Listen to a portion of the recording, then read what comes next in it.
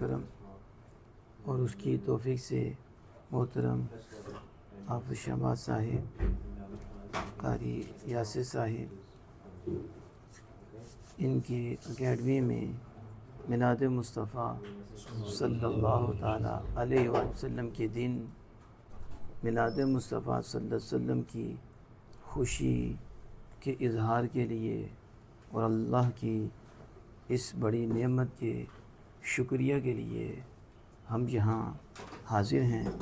اللہ جل وعلا اس کی حافظ صاحب کو، قاری صاحب کو بہترین جزا عطا فرمائے اور اپنے محبوب کریم صلی اللہ تعالیٰ علیہ وسلم کی کامل محبت عطا فرمائے۔ سید العالمین صلی اللہ تعالیٰ علیہ وآلہ وسلم کی کما حقہ کوئی شان بیان نہیں کر سکتا، اور نبی مکرم فخر دو عالم صلی اللہ تعالیٰ علیہ وسلم کی اتنی شانیں ہیں کہ اللہ نے کوئی پیدا ہی نہیں کیا کہ ان کے بتا سکے، بلکہ آقا دو جہان صلی اللہ علیہ وسلم کی ذات تو ذات ہے، آپ کی کسی صفت کی حقیقت کو کوئی ایسا نہیں جو کما حق وہ بیان کر سکے۔ مجھے یاد ہے شاید حضرت خالد بن ولید رضی اللہ تعالی عنہ سے کسی نے عرض کیا کہ امام الانبیاء صلی اللہ تعالی علیہ وآلہ وسلم کی شان بیان کریں، یعنی جیسے مجھے حافظ صاحب نے کہا کہ رسول اللہ صلی اللہ علیہ وسلم کی، اور قاری صاحب نے کہا شان سنائیں، یعنی حضور کے جمال کے تذکرے کریں، سید عالم صلی اللہ علیہ وسلم کے کردار کے تذکرے کریں، آپ کے والضحیٰ کے چہرے کا ذکر کریں تو آپ کے واللیل کی زلفوں کا ذکر کریں، اور یاسین کے دندان مبارک کا ذکر کریں، علم نشرح کے سینے کا ذکر کریں۔ تو اسی طرح ہی عاشق نے حضرت خالد بن ولید رضی اللہ تعالیٰ عنہ سے سوال کر دیا ہمیں ماہ طیبہ کی شانیں سنائیں۔ آپ کا آگے سے جو جملہ تھا وہ بھی کمال تھا۔ آپ نے کہا کہ تفصیلاً میں نہیں کر سکتا، کیا کھول کے بیان کروں، ایک شان ہو تو بیان کی جائے نا۔ ان کو تو رب نے سر سے لے کے پاؤں تک، سر سے لے کے پاؤں تک اپنی شان بنایا ہے، اور پھر اتنے معجزے دیے، اتنی شانیں دیں، کوئی گن ہی نہیں سکتا، تو پھر تفصیلاً کیا بیان کروں؟